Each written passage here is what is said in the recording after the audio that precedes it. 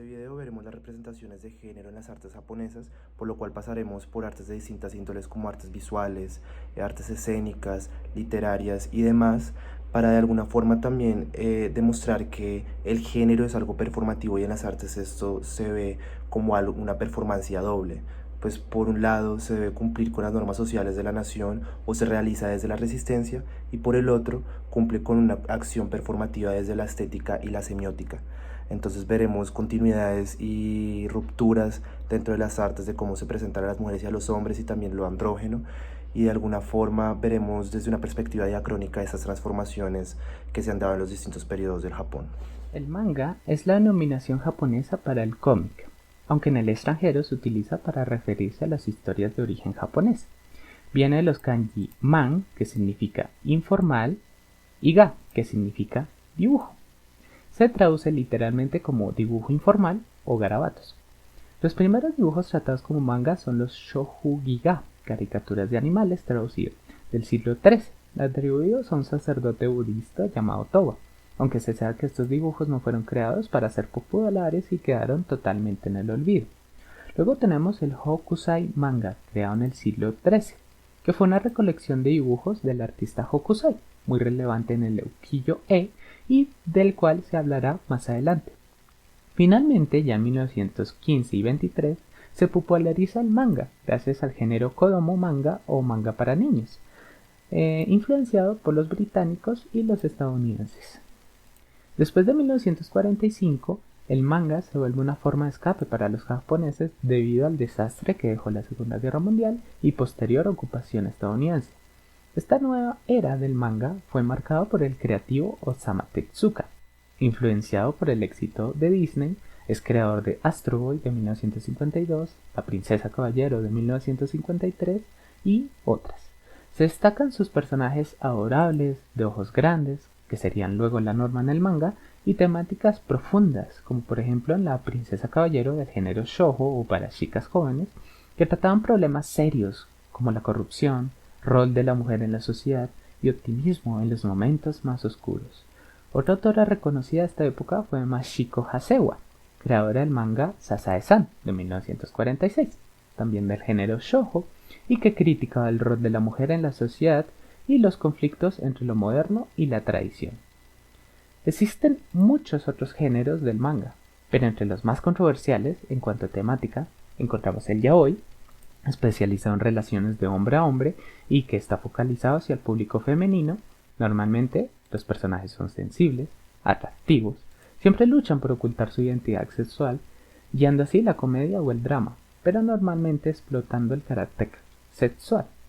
Luego tenemos el yuri, que trata las relaciones de mujer a mujer y está focalizado hacia el público masculino. Se explota el carácter sexual de los protagonistas, su lucha por ocultarlo en la sociedad de manera cómica o dramática, personajes también sexualizados, normalmente tiernos.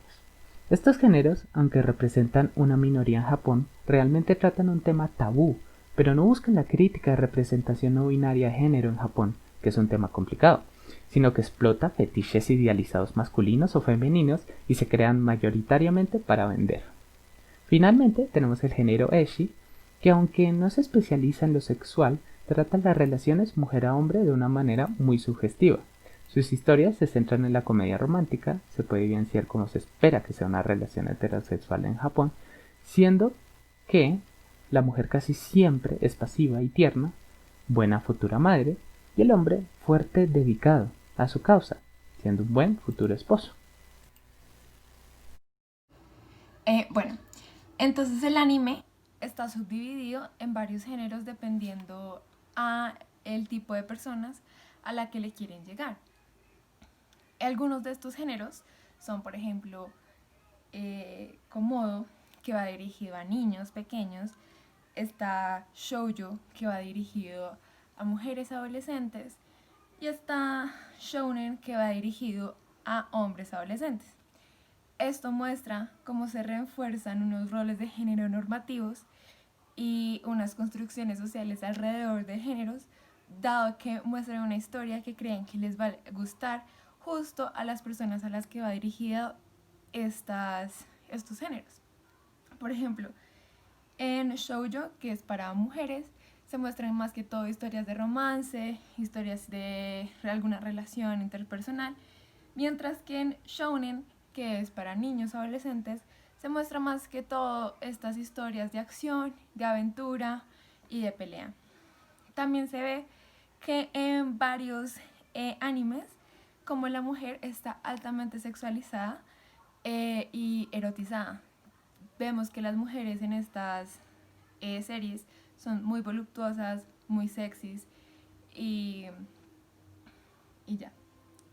Bueno, ahora bien, cada género tiene un rol en el que es básicamente lo que la mayoría del tiempo hacen cuando nos enfocamos en el anime, dependiendo pues si son hombres o mujeres.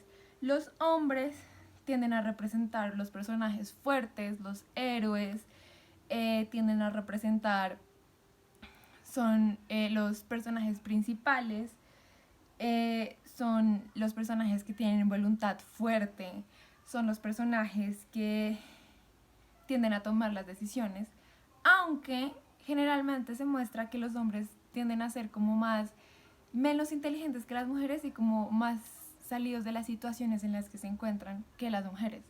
Por otra parte, las mujeres tienden a ser este personaje secundario y tienden a promover más que todo romances o actúan como las damiselas en peligro muchas veces.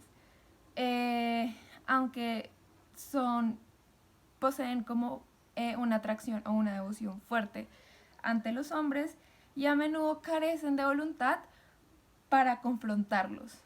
No solo de voluntad, sino también se puede decir que de autoestima. Aunque por lo general mantienen una raya a los hombres, es decir, no dejan que estos se pasen de respeto con ellas y siempre los mantienen como a la raya. Aunque últimamente en las series de anime contemporáneas se ha visto que hay un balance en la presencia de ambos géneros, que ya no es más que todo hombres o más que todo mujeres, sino ya hay un balance, aunque los roles de género sí continúan siendo bastante definidos. Ahora les hablaré sobre el ukiyo-e. El ukiyo-e es una de las manifestaciones artísticas más genuinas del Japón, del periodo Edo y de la era Meiji. La palabra japonesa ukiyo-e se compone de 3 caracteres, que significan uki, flotante, yo, mundo, y pintura o grabado, y que se traducen como la pintura o el grabado del mundo flotante. La técnica para manufacturar esta especie de postales era la xilografía, o sea, el grabado en madera. El término proviene originalmente del budismo, como expresión para referirse al ilusorio mundo efímero que es necesario trascender para alcanzar el verdadero conocimiento. Las clases medias y populares de las ciudades japonesas se apoderaron de este término ukiyo para definir su cultura de ocio. Las geishas, famosas por su belleza, y los actores del teatro kabuki fueron los temas de mayor éxito comercial, lo mismo que los paisajes. Otro género, como las hazañas de los samuráis o las escenas cómicas, también fueron muy populares. La principal característica de estas estampas es su modo de producción y su insuperable calidad técnica. El negocio de la producción de estampas lo encabezaba el editor, que contrataba a un artista para diseñar un dibujo en color que luego era tallado en varias planchas de madera por otro artista, el grabador. Este grabador realizaba una plancha de madera por cada uno de los colores de la composición.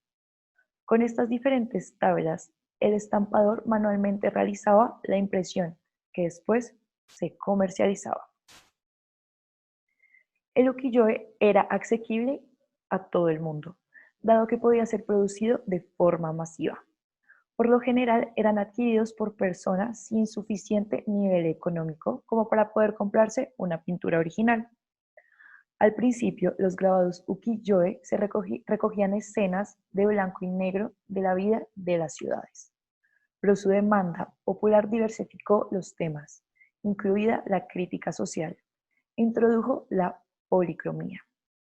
A pesar de la gran variedad de grabados, tres motivos resaltan la excelencia de esta técnica, que son los yakusha-e, que son retratos de actores del teatro kabuki, los binjin-ga, que son estampas de mujeres bellas, y los shunga, que son representaciones eróticas y sexuales bastante explícitas que, junto a las postales críticas, fueron perseguidas por la censura del gobierno.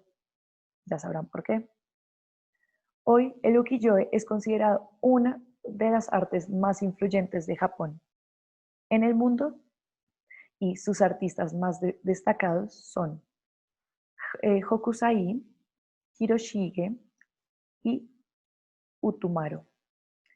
Ellos son considerados genios del arte universal. Por ejemplo, la granola de Hokusai es una estampa de su famosa serie sobre las 36 vistas del Monte Fuji, y es, sin ningún género de duda, una de las obras más famosas del arte japonés. Antes de hablar sobre la representación de la mujer en el yokai, les haré una breve contextualización de esto. En el folclore japonés, yokai se refieren a fantasmas, monstruos y espíritus legendarios. Estas criaturas míticas son atribuidas con comportamientos extraños para explicar los fenómenos misteriosos encontrados en la vida antigua. Debido a su conexión con la naturaleza humana, los yokai a menudo se representan como extrañas encarnaciones de individuos o criaturas ordinarias, algunas que se asemejan a los seres humanos o incluso que se ven transformados en extraños animales, plantas o artículos domésticos. En el caso de los espíritus femeninos, estas solían estar catalogados bajo una temática común: la transgresión. Solían ahuyentar a los esposos mujeriegos o estar relacionadas con hijos asesinados o con la vergüenza familiar. Tenían habitualmente una idea principal: la venganza, la cual mostraban de diferentes maneras, ya sea matando, asustando o viendo simplemente cómo sufrían o fallecían las personas que las hicieron sufrir. Estas figuras vengativas y oscuras estarían relacionadas con un miedo ancestral hacia la mujer y la relación simbólica de esta con las fuerzas de la naturaleza, desconocidas e incomprensibles para el hombre japonés. Un tipo de yokai son las subume. Ellas son espíritus maternos de las mujeres que murieron durante el embarazo o el parto. Con la historia de las subumes se muestra cómo las actitudes generales hacia los muertos se fusionaron con las actitudes hacia las mujeres y el cuerpo femenino, creando una vida después de la muerte específica para las mujeres que murieron durante el embarazo o el parto. Estas fueron reforzadas por las nociones de la impureza, específicamente la de la sangre, la retribución kármica inmediata y después de la muerte, e infiernos específicos para ciertas transgresiones. Los cuentos populares japoneses y la historia de fantasmas presentan muchos espíritus femeninos. Tomando forma humana como lo hacen, estos espíritus están muy bien informados sobre la naturaleza de la mujer japonesa ideal. Deben ser hermosas, tranquila, perceptiva, trabajadora y devota a su marido. La gente que rodea a esta mujer ideal explota estas características para aprovecharse de ella y engañarla. Y sin embargo, cuando la supuesta verdad es descubierta y el espíritu muestra su verdadera forma, resulta que no se parece en nada a la mujer ideal, como claramente se ve en la historia del yokai Kuwasu Niobo, o la esposa con poco apetito. Aquellas lecciones didácticas advertían a través de textos y uiko-e a que las mujeres no mostraran rabia y celos para no convertirse en demonios, y a los hombres de no tener aventuras con una mujer desconocida para no convertirse en un demonio caníbal. Esta y otras yokai nos revelan muchos aspectos que muestran la realidad de la mujer japonesa. En el pasado se crearon estas criaturas para mostrar ya sea la verdadera forma de una mujer o incluso cómo no se deben comportar, porque claramente ellas creían que si se comportaban mal se convertirían en estos demonios. Incluso las figuras folclóricas se utilizaron como herramientas ideológicas de esta hegemonía para construir normas de género que aún se ven hoy en día. En cuanto a la figura Obume en la cultura contemporánea, hoy en día ese diálogo entre lo sagrado y lo Obume no se expresa tan abiertamente en términos de temor al infierno, pues ya por la sangre, ¿no? O la salvación a las mujeres. Lo que aún prevalece es ese aspecto dualista de condena, liberación para las mujeres en la religión japonesa, ya que la ideología de la maternidad aún es omnipresente y la no reproducción aún está estigmatizada. Se podría decir que los espíritus femeninos se desviaron salvajemente de la forma en que las normas sociales exigen a las mujeres o a esa mujer japonesa ideal. Y sin embargo, aquí en este mundo real se sigue exigiendo que las mujeres japonesas encarnen ese ideal de ser tranquila, la reproducción y ser devota a su marido. Las revistas llegaron a Japón por influencia de Occidente en el periodo Meiji y tuvieron tal acogida desde el principio en el país que para 1867 ya se había fundado la primera revista de origen japonés. Las revistas exclusivamente dirigidas a mujeres surgieron al comienzo del siglo XX. La primera fue Katei no Tomo, fundada en 1903, y a ella la siguieron varias publicaciones dirigidas exclusivamente al público femenino. Entre ellas se destaca, por ejemplo, Shufu no Tomo, fundada en 1917. Y todas estas publicaciones tenían como su centro la imagen de la mujer que se creó en el periodo Meiji, la de sabia madre y buena esposa.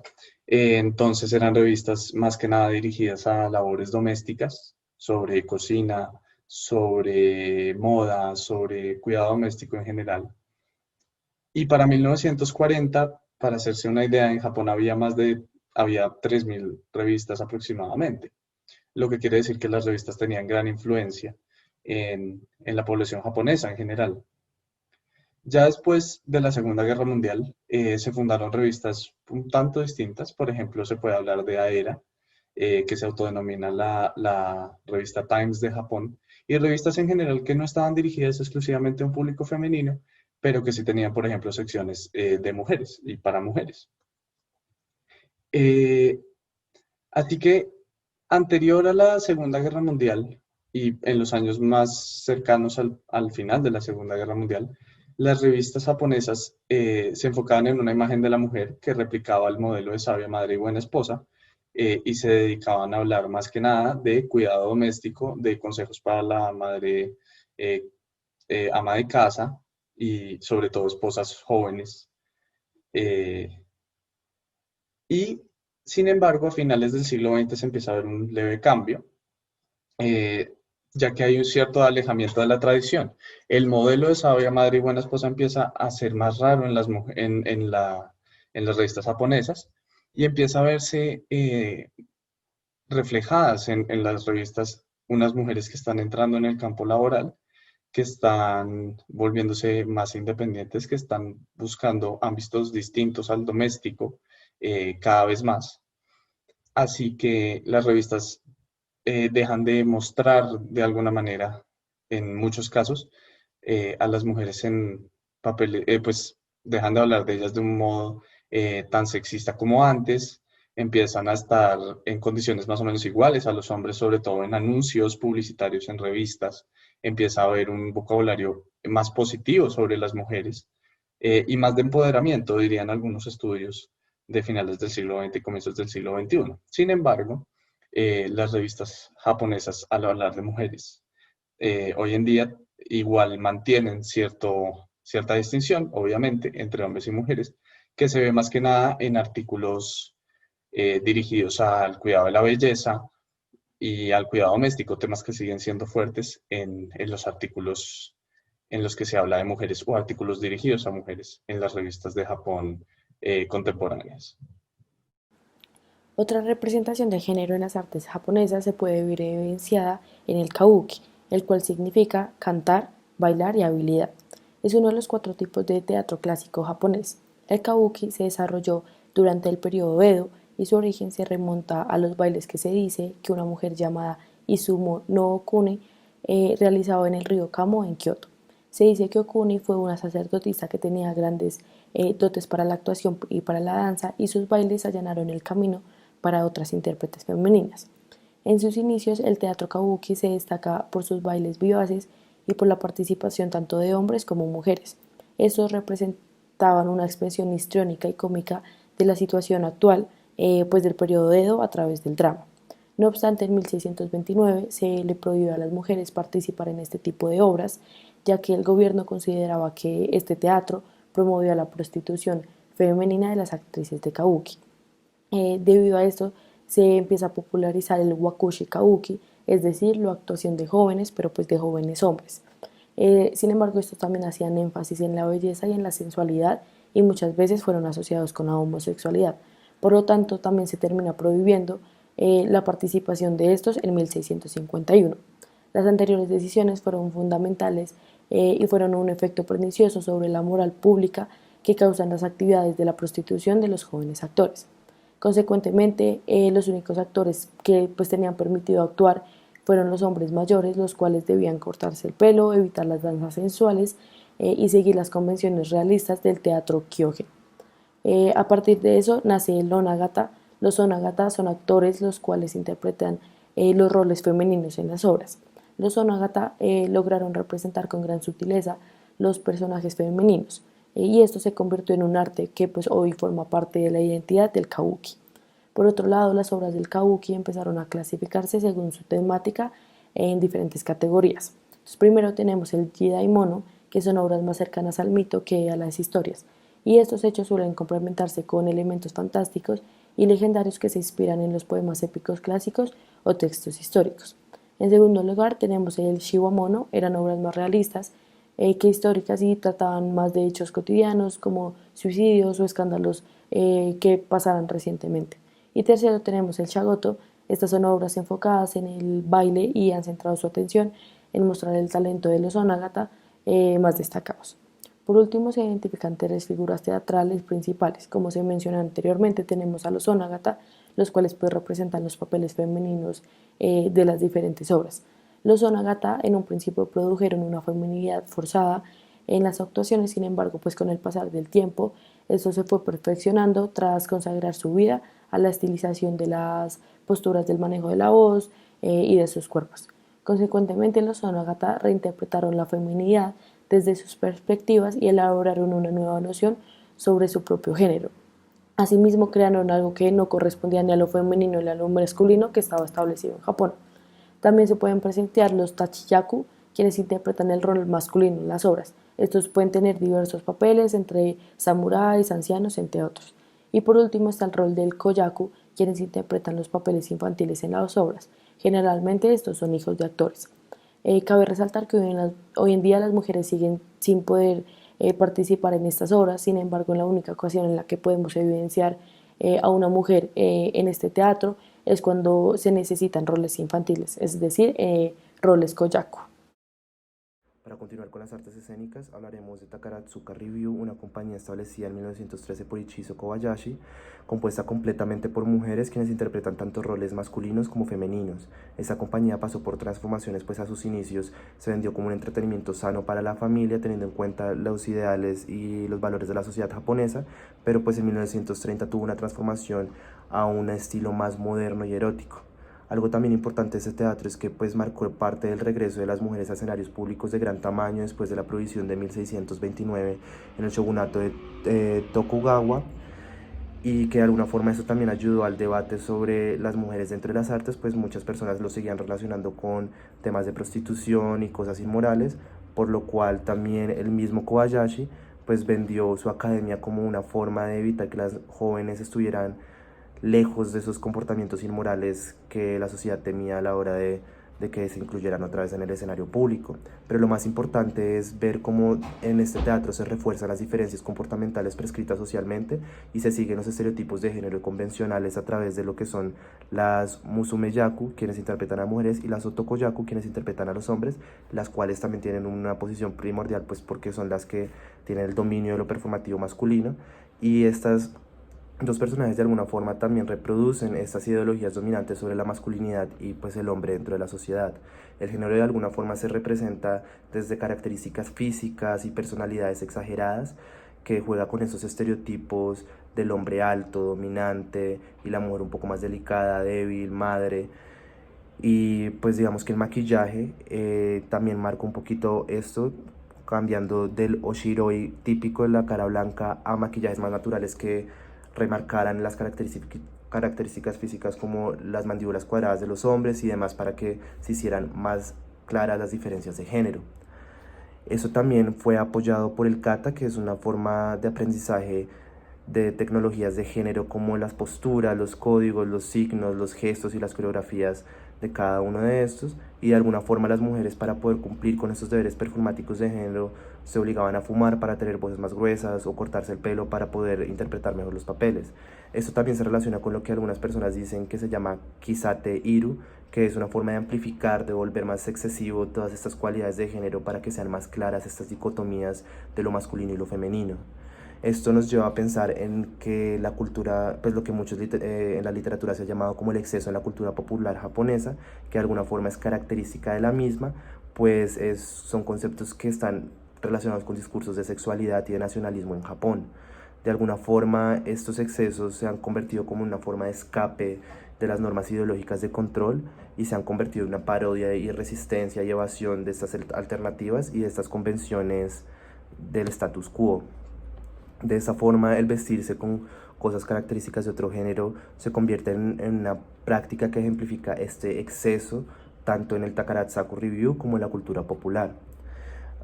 También entonces aquí continuamos un poco a lo que habíamos dicho en el inicio de que el género es algo performativo de Judith Butler, pues no son condiciones naturales biológicas, sino que son constructos sociales que se desarrollan a través de escenarios públicos, políticos o en la vida privada misma.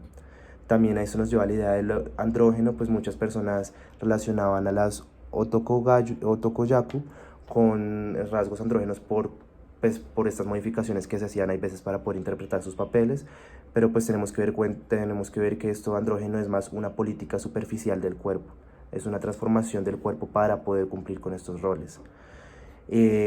Pero pues de alguna forma también esto nos lleva a pensarnos en la ambivalencia de lo público en cuanto a el performance de lo masculino, pues estos actos entre las mujeres eran permitidos en los escenarios, pero en los espacios públicos no tanto, pues se consideraba un comportamiento inmoral y que de alguna forma retaba la masculinidad hegemónica de los hombres, cosa que no se hacía tanto en el kabuki, cuando los hombres pues interpretan roles más femeninos. Y por último podemos decir que las otokoyakus son consideradas como mujeres modernas dentro de la prensa, más que todo desde 1932, por el tema del pelo y estos rasgos que se han cambiado. Pero en general todo este tema lo que nos hace ver es que por más de que haya unos principios normalizantes dentro de la cultura japonesa que históricamente han afianzado este patriarcado, incluso con la inclusión de la modernidad, pues de alguna forma ni la feminidad ni la masculinidad hacen parte exclusiva de un solo tipo de cuerpos, es decir, no están arraigados a una característica biológica, sino una forma de expresar estas conductas sociales y estas normas sociales. Bueno, ahora les voy a presentar el teatro no. Esta es una de las formas de teatro más antiguas de Japón, que data del siglo XIV. Su fundador fue Kiyotsugu Kanmi. Este teatro es dirigido principalmente a un público educado. Los temas tratados son del mundo sobrenatural, por lo tanto tiene personajes como dioses, fantasmas, espíritus, personajes históricos, legendarios. Se clasifican en función del tema, que los ejes son los mismos, los dioses, los hombres, las mujeres, los lunáticos, los dementes, pero lo que prevalece en todas estas categorías es la concepción del karma budista, ya que el espíritu o el fantasma que aparece en estas obras pertenece a alguien que después de su muerte no ha podido encontrar la salvación. Por ejemplo, en Churusaru el protagonista principal es un guerrero o el fantasma de un guerrero y hace referencia al mundo de los antiguos samuráis. En Katsura Monkey, los protagonistas principales son mujeres muy hermosas, por lo tanto es como lo que encarna la esencia y la filosofía del teatro, ¿no? Es como la categoría considerada de la belleza. Algo muy recurrente es las máscaras de mujer, como el Hanya, que está en la categoría de Kishiku Monkey, que representa a una mujer que se ha convertido en un demonio a causa de sus celos, y esto representa mucho la concepción de cómo la mujer se debería comportar en esta época en la sociedad japonesa. La jornada no tiene 5 partes: las piezas votivas, las piezas del mundo real, las piezas finales, que son las que representan los demonios, y las piezas de personajes femeninos, que revelan el encanto sutil que estas representan en la danza. El no también representa un drama que se caracteriza por un concepto llamado yugen, que se define como la belleza de la elegancia envuelta en misterio. Este es un concepto característico del pensamiento budista, lo cual funde el canto, la danza y la poesía. Esto lo representan con movimientos muy bien ensayados y son representados con mucha delicadeza. Algo fundamental es que los actores son de sexo masculino, puesto que antiguamente se tenía vetada la entrada a las mujeres. Esto se distingue en el Chite, su único protagonista, y este se representa siempre con una máscara. También está el personaje secundario Waki, el cual no lleva máscara. Los personajes femeninos que aparecen en escena lo hacen bajo la imagen del Chite, y este rol se construye, pues se deriva de la representación Kagura. Kagura es una representación ancestral que se basa en el agradecimiento a los dioses. El Chita aquí es el que actúa y lleva la máscara, también el que ejecuta la danza y canta. Pero aparte de representar a la mujer, también representa al viejo, al guerrero, al loco y al demonio. Estas máscaras que representan el rol femenino a la mujer simbolizan magia. Por ejemplo, cuando el actor se pone la máscara se transforma completamente en otro ser. Entonces, a medida que pasan los actos, puede cambiar de personajes y transformarse varias veces. Por ejemplo, puede pasar de un anciano a un brillante joven dios o de una joven hermosa al fantasma de un guerrero. Por otro lado, Waki es un personaje secundario, nunca lleva máscara y representa a un monje, cuya función principal o única es propiciar la aparición del Chite.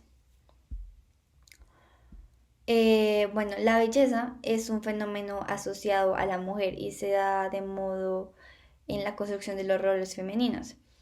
Si bien el personaje puede usar una peluca de cabello negro, pintarse, usar un traje, la máscara del Chite es muy pequeña, entonces no cubre como el rostro en su totalidad del actor y se ve como la transición del rostro blanco femenino que se quiere representar y el tono de piel del actor. Es la presencia del intérprete es algo que el público conoce y que saben que no corresponde con el rol representado y se acepta, y especialmente en las representaciones femeninas. Ahora bien, debemos hablar del Visual Kei, que es un movimiento estético impulsado por bandas de J-Rock, post-punk, heavy metal, que comenzó a partir de los 80 pero tuvo su boom en los 90, y estas bandas están caracterizadas para muchas personas por una estética feminizada de lo masculino, que lo asocian como a artículos extravagantes de ropa, el uso del pelo de formas diferentes, el maquillaje y las uñas, que también otras personas han asociado más hacia lo andrógeno, pues no hay una conformidad completa con ninguno de los roles de género establecidos en las sociedades y estas normas que los rigen. Sin embargo, a este movimiento ha surgido una crítica por la apropiación de lo femenino desde la masculinidad, pues muchas personas dicen que la mayoría de fanáticas son mujeres, pero estas no suelen ser parte del arte como tal. Sin embargo, en la literatura también hay otras autoras que dicen que esto no se debe a una prohibición estricta del arte como tal, sino que tiene que ver con la tradicional idea ilusoria de masculinidad anclada en el rock, es decir, a los vestigios de un modernismo masculinizado. por lo cual esto se debe ver más como un trabajo conjunto en el arte entre mujeres y hombres para crear relaciones más justas y con una estética retadora, no solamente para la sociedad japonesa, sino para la modernidad en general en otros países. Por eso es que también se está viendo últimamente un incremento de bandas conformadas por mujeres exclusivamente. Entonces, en general, el visual kei está caracterizado por una ruptura y libertad de los valores tradicionales, y esta ruptura la encarnan grupos como X durante el boom del arte en los 90, y esto también nos lleva a una colaboración entre jóvenes y mujeres y hombres que trabajan para abandonar los valores establecidos a través de figuras tradicionales como el salaryman para demostrar otras formas de vivir el cuerpo y performar el género.